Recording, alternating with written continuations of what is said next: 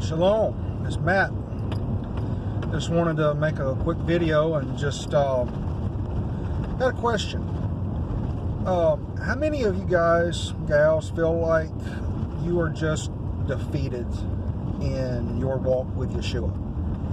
How many of you feel like you are just downtrodden, beaten down, and you can't go any further in this life? Or how many of you feel like you've topped out on this life and that there really is nothing past where you're at right now? I've got some news for you. It's just beginning.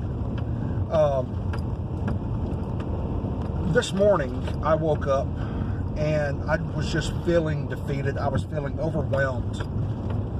I mean, it was bad. And my wife could tell you I was not having a good morning.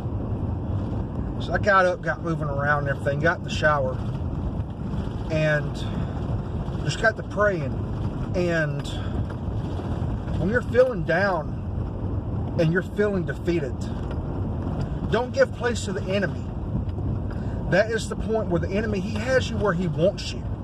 And if you don't fight back, and if you just wallow in self-pity and doubt and doubting Yeshua, the enemy is just going to keep applying the pressure.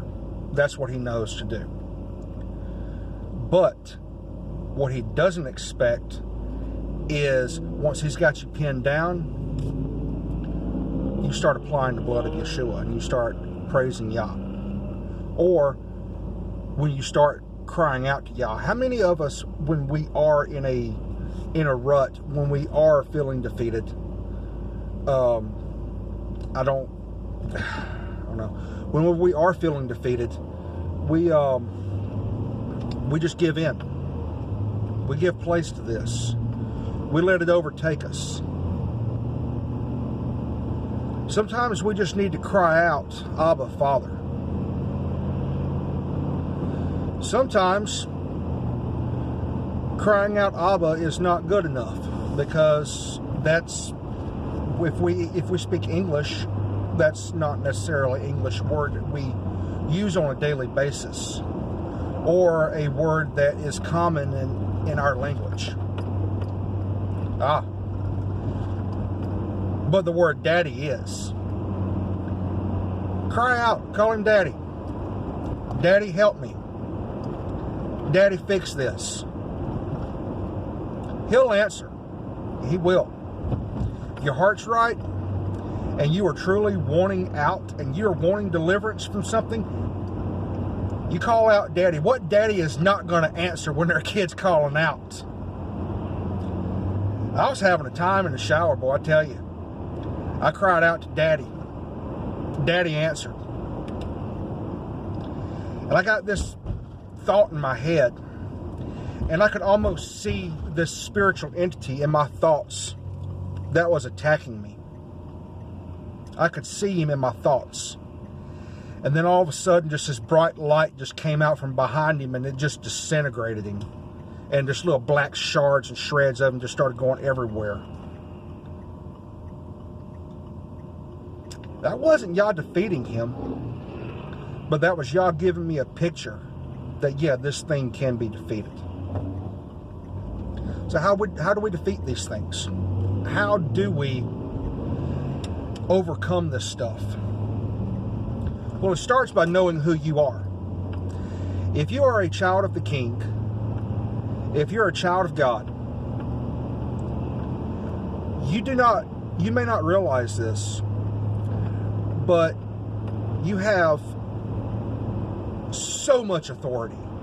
You have so much authority and power within yourself, within your little finger, that it is, I didn't do devil horns, by the way, but anyway, in your pinky, you have more power than you could ever imagine. We just need to know how to use it. And Satan, the enemy, adversary, he wants to keep us down. Even if we don't believe that we're being kept down, usually we are. And one sure sign of knowing that you're being oppressed by the enemy is that you do not know who you are.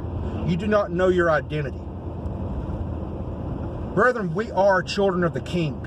He is our daddy. We are his sons and daughters. Okay, you follow me?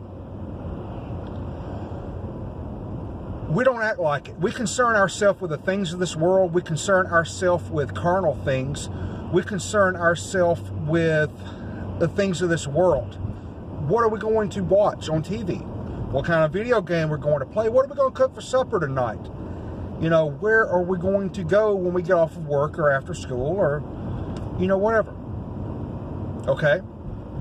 Or just a variety of things we concern ourselves about. Anything but what's eternal.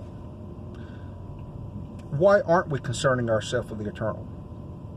Because we do not realize who we are. The moment you realize your place in Messiah, your place in the kingdom,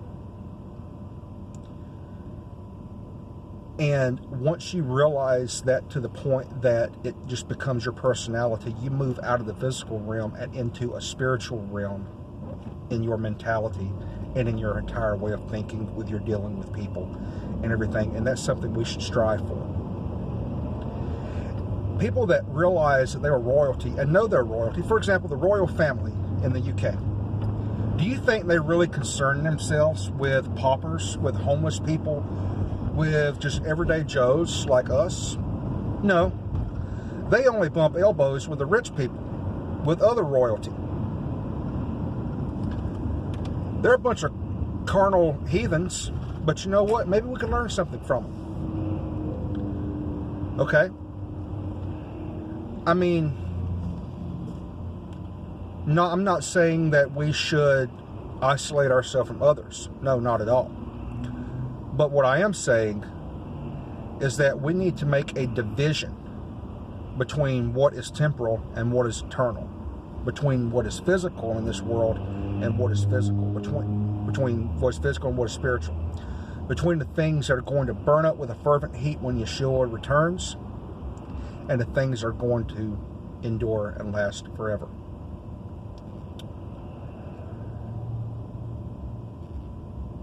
We as children of the King, as heirs of the kingdom, as sons and daughters of the kingdom, we are royalty. We are top tier royalty. We don't act like it because we don't know who we are. We're like the northern kingdom of Israel, and we are the northern kingdom of Israel technically, but you know, I know people are going to say that I'm teaching heresy. Well, research it, okay? Research it before you get back with me on that, okay? We are that royalty, okay? And part of being royalty is we do not concern ourselves with the affairs of a physical, temporal, carnal world. But yet we do. How many believers are so upset and worried about what's going to happen in this world because their boy Trump didn't make it into office? Some of you guys act like he's the second coming of Reagan. You know, you saw Trump the gray and now you're waiting for Trump the white, like Gandalf. You know, what gives? You are not supposed to be worrying about these things. You're not supposed to be concerning yourselves with politics. It's good to watch this stuff, and it's beneficial to watch it and learn what is going on. It's good to understand what is going on in this world around us to where we can be good watchmen. But to concern ourselves about it to the point that we get defeated and downtrodden because we don't like who the president is going to be. Is he going to take away our bang-bangs, or is he going to lock us up in prison or something? Or is he going to start persecuting believers? You know what? Let y'all deal with it. Let y'all sort it out. We're not called to worry about that stuff. We're not worried to get our distractions to cause other things to distract us. We're called to put our eyes on Yahweh. Keep our eyes on Yeshua. When Peter stepped out of the boat, do you think he realized that he was standing above probably 120 foot of water? Maybe, or ever how deep the Sea of Galilee is? No. Well, he did eventually, because he started to sink. But what did Yeshua say? All eyes on me. That's what Yeshua said. He took his eyes off Yeshua and he started to sink. Deep water in a really bad storm. Brothers and sisters, the way this world is going now and the way it changed in the past couple of years, we are in really deep waters in a really bad storm. How many of you are going to step out of the boat and get your eyes on Yeshua and get your eyes off these politics? How many of you are going to wake up and realize who you are and stop concerning yourself with the cares of this world and start concerning yourself with the things of the kingdom?